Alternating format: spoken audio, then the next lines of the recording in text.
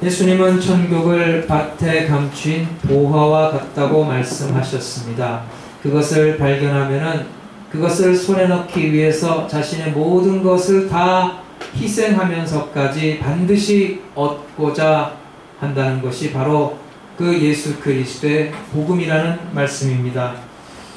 믿음으로 천국을 소유한 성도는 이 땅에서 오직 그 나라를 위해서 살아가게 되어 있는 것입니다. 천국을 발견한 사람, 하나님 나라를 알게 된 사람은 세상 그 어떤 나라보다도 더 귀한 나라로 여기고 그 나라를 사모하며 살아가게 되어 있다는 것입니다.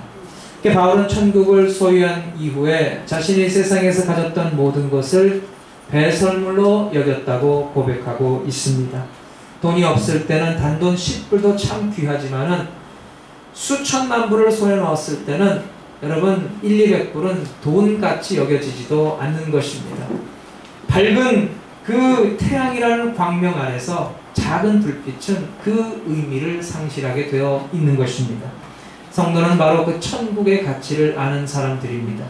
여러분에게도 하나님 나라가 그처럼 귀합니까? 여러분이 그 하나님 나라를 그렇게 사모하고 그 하나님 나라를 구하는 삶을 살고 있습니까? 여러분에게 하나님의 나라가 그렇게 소중한 역할을 감당하고 있습니까? 여러분, 그런데 그 하나님 나라를 이 땅에 세우는 도구가 바로 복음이라는 것입니다. 복음으로 말미암아 우리가 하나님 나라의 백성이 되고 복음으로 말미암아 이 땅에 하나님 나라가 확장이 되어가는 것입니다. 하나님은 복음으로 세상을 점령해 나가는 것입니다. 그래서 천국의 가치를 아는 사람은 그 천국을 전파하는 복음의 가치도 알게 되어 있는 것입니다. 복음이 무엇입니까? 예수 그리스도가 바로 복음입니다. 그리스도의 구속 사역이 바로 복음입니다. 예수님께서 나를 위하여 죽으시고 나를 위해 부활하셨음이 바로 복음인 것입니다. 옛날에 영국의 어떤 청년이 재미있는 장난을 한번 해봤습니다. 영국의 수도 런던에 살고 있는 아주 유명한 인사 중에서 특별히 많은 사람들에게 존경을 받고 있는 사람들에게 한 20명을 선택을 해서 그들에게 장난으로 똑같은 시간에 똑같은 전보를 보냈다고 합니다. 그들에게 보낸 전보의 내용은 다음과 같습니다. 모든 것이 탄로 났음. 빨리 피하기 바람. 장난으로 전보를 보냈는데 다음날 놀라운 일이 벌어졌습니다. 20명 가운데 한 사람도 빠짐없이 전부 다 런던 시내에서 사라졌다는 사실입니다. 여러분, 이 에피소드가 우리에게 무엇을 가르쳐 줍니까? 세상에 죄인 아닌 사람은 한 사람도 없다는 것입니다. 그래서 바울은 로마서 3장 10절에 뭐라고 고백하고 있습니까? 의인은 없나니 하나도 없으며. 세상에 죄인을 구원하는 복된 소식이 바로 복음인 것입니다. 복음을 통해서 죄인들을 구원하시는 것이 바로 하나님의 계획이라는 거예요. 그래서 예수님은 마지막에 제자들에게 다른 말씀을 주시지 않으셨고 오직 주신 말씀이 너희는 온 천하 다니며 만민에게 복음을 전하라. 그리스도의 증인이 되라고 말씀해 주셨던 것입니다. 자신의 인생의 참된 목적을 깨닫고 그 목적을 위해서 자신의 삶을 전적으로 드리는 삶처럼 아름다운 삶은 없는 것입니다. 근데 세상에는 참 인생의 참된 목적을 깨닫지 못하고 하나님께서 정해주신 참된 길을 알지 못하고 인생을 허비하며 사는 사람들이 너무나도 많이 있습니다. 그리스도인은 그리스도 안에서 인생의 진정한 목적을 발견한 사람입니다. 그리스도인은 그리스도 밖에서 세상의 부귀영화와 세상의 쾌락을 위해 살던 사람을 돌이켜서 이제는 주님께서 정해주신 진정한 삶을 향해서 살게 된 사람인 것입니다. 여러분, 이것이 바로 우리가 주 안에서 누리게 된 하나님의 은혜인 것입니다. 사실상 세상 사람들이 세상에서 추구하는 것은 인생의 진정한 목적이라고 할 수가 없는 것입니다. 세상에서 그것을 아무리 이루어봤자 여러분, 그것은 아침 안개와도 같은 것입니다. 한번 불면 다 사라질 것에 불과한 것입니다. 아무리 많은 부귀영화 권세를 쌓았다 할지라도 하나님이 부르시면은 다 버리고 고련히 세상을 떠날 수밖에 없는 것입니다. 세상에서의 쾌락의 삶, 행복의 삶, 성공의 삶은 결국 진정한 인생의 목적이 아니라 하나의 수단에 불과한 것입니다. 그런데 주님을 알지 못하고 주께서 정해주신 그 길을 알지 못하고 헛된 길에 방황하는 사람들이 너무나도 많다는 거예요. 그런데 우리는 여기서 벗어나서 이제는 주님을 알게 되었고 주님께서 정해주신 삶을 살게 되었고 주님께서 가라고 하신 그 길을 가게 되었으니 여러분, 우리는 얼마나 복된 존재입니까? 아멘. 각 사람들은 앞으로 장차 주님 다시 오실 날 인생의 쇠말 날이 오게 될 것입니다. 누구나 다 예외가 없어요. 모든 사람이 주님의 심판대 앞에 서서 그분께 자신의 인생을 구하고 그분의 평가를 받게 될 것입니다.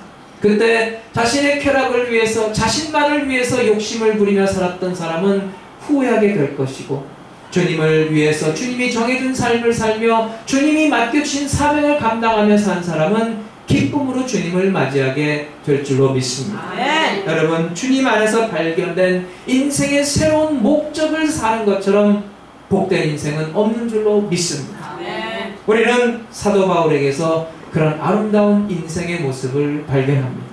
바울은 주님을 만난 뒤로 인생의 참된 목적을 깨닫고 그 목적을 위해서 살아가는 삶을 살았습니다.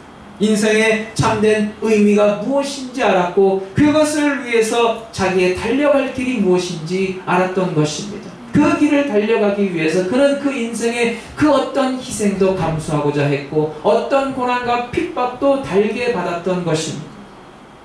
바울의 정체성은 바로 그리스도를 아는 것, 그리스도를 기쁘게 섬기는 것, 그리스도를 나누는 것, 그리스도를 세상에 증거하며 주님께서 맡기신 사명을 감당하는 것에 있었습니다.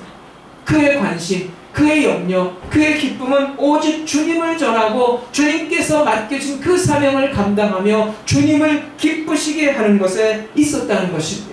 그 복음을 전하기 위해서 그는 어떤 고통과 고난도 달게 받고 어떠한 역경과 어떠한 장애물도 그는 극복할 수 있었다는 사실입니다. 여러분, 여기서 우리가 인생을 살아갈 참된 삶의 모델을 보게 됩니다. 주님을 만나고 그 주님을 인생의 제일 목적으로 삼고 그분이 맡기신 복음 증거의 삶을 사는 것이 바로 우리가 지향해야 할 우리 삶의 목표라는 것입니다. 이런 삶은 바울과 같은 특별한 사역자에게만 주어진 것이 아니라 주 안에서 택함받고 구원받은 우리 모든 성도들에게 해당되는 삶이라는 것입니다. 여러분, 그것이 가장 고귀한 삶이며 그것이 가장 남는 것이고 그것이 가장 영원히 우리에게 가치로 주어지는 아름다운 삶인 것입니다. 주님을 알고 그 주님을 전하는 것이야말로 세상에서 가장 복된 길이고 가장 세상에서 가치 있는 삶이 된다는 말씀입니다. 아멘. 여러분의 삶이 주님을 알고 주님의 그 원하시는 삶을 살아드리며 주님께서 맡겨주신 사명을 감당하며 가장 인생에서 값진 그런 삶을 사는 성도들이 되시기를 바랍니다. 아멘. 사실 우리에게 이 땅에 대한 집착이 있습니다. 그렇지 않습니까? 우리에게 세상을 사랑하는 모습이 없다고 부인할 수가 없는 것입니다. 고난 없이 예수 믿고 적당하게 편안하게 그저 세상에서 즐기며 사는 것이 우리의 바람인지도 모릅니다. 여기가 좋사오니 하고 현실에 안주하고자 하는 그런 모습이 우리 모두에게 있는 것입니다. 이런 이야기가 있어요. 어느 믿음 좋은 집사님이 참 세상의 모든 그 욕심을 끊어버리기 위해서 작정 기도를 하기로 했어요. 그래서 산에 들어가서 열심히 하나님께 부르짖어 기도합니다. 근데 그때 마귀가 나타나서 그 기도하는 집사님을 유혹하는 거예요. 이런 말로 유혹했어요. 너 여기서 기도를 중단하고 하나님 뜻대로 살려고 했던 거 다 포기하고 산을 내려가면은 내가 너의 아들, 딸들을 하버드 대학에 보내주겠다. 네가 기도를 포기하고 내 말을 들으면은 너에게 아주 큰 저택을 하나 마련해 주겠다. 근데 그 유혹의 말을 듣고도 그 집사님은 단호히 뿌리치고 열심히 하나님께 기도드렸어요. 근데 마지막에 마귀가 던진 회심의 말 한마디에 결국 집사님은 기도를 중단하고 포기하고 하산하고 말았던 것입니다. 결국 그 집사님의 기도를 포기하게 한 그 마귀가 던진 말은 무엇일까요? 내가 너한테 주려고 했던 것 너랑 친한 그 친구한테 다 준다. 욕심을 버리겠다는 그 집사님은 그 마귀의 그 유혹의 말에 넘어가고 말았던 것입니다. 친구에게 더 좋은 것 준다고 하는 그 마귀의 유혹의 말에 그는 기도를 중단하고 말았어요. 친구가 잘 되는 것은 싫다는 것입니다. 오늘날 이 시대에 이런 모습으로 살아가는 성도들이 참으로 많이 있다는 것입니다. 남을 시기하고 질투하고 공연히 시비를 걸고 싸움을 걸어오는 그런 성도가 되어서는 안 됩니다. 도대체 신앙의 목적의식을 잃어버리고 내가 하나님의 영광을 위해 살아야 한다는 그 하나님의 그 사명을 잃어버리고 그저 세상 욕심에 세상 그 악의 다툼에 빠져서 살아가는 세속적인 그런 사람이 되어서는 아니 된다는 것입니다. 여러분, 우리가 본받아야 할 모습은 십자가를 기꺼이 짊어지신 주님의 삶이고, 그리고 주님께서 맡겨진 사명을 감당하기 위해서 자기 목숨을 아끼지 않은 사도 바울의 삶인 줄로 믿습니다. 아멘. 주께서 주신 사명을 위해서 우리가 우리의 삶을 바쳐야 한다는 그 헌신은 우리에게 부담이 되고 어렵게 느껴질 수 있습니다. 하지만 여러분, 그것은 인생의 가장 지혜로운 투자인 줄로 믿습니다. 아멘. 당장은 힘들고 어렵다 할지라도 여러분, 그것이 우리에게 영원토록 남는 것이고, 여러분, 그것이 우리 가장 큰 기쁨과 영광과 평강이 되는 줄로 믿습니다. 아멘. 바울은 데살로니가에서 3주 동안의 복음을 전파했습니다. 3주 동안 전파하고 다른 곳으로 떠나야 했지만 3주 동안 뿌려진 그 복음의 씨앗이 놀랍게도 많은 열매를 거두게 되었다는 거예요. 바울 자신도 놀랐어요.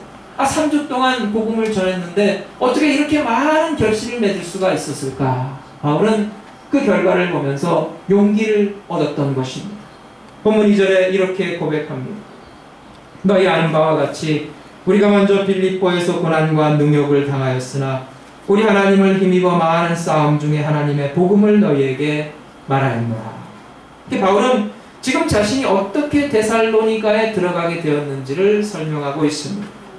바울은 데살로니가에 들어가기 전에 먼저 빌립보에 들어갔습니다. 빌립보는 바울이 유럽 선교에 가장 첫 발을 내디딘 관문과도 같은 곳입니다.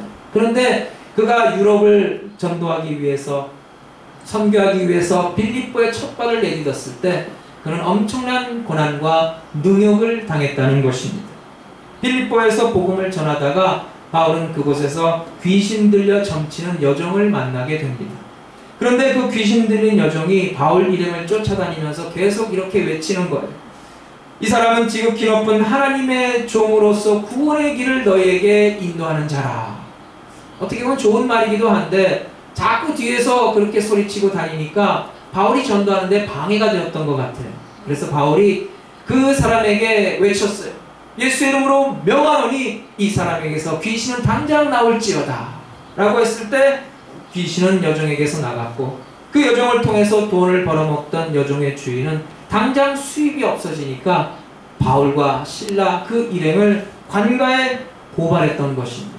관가에 끌고 가서 그를 말도 안 되는 죄목으로 송사했어요.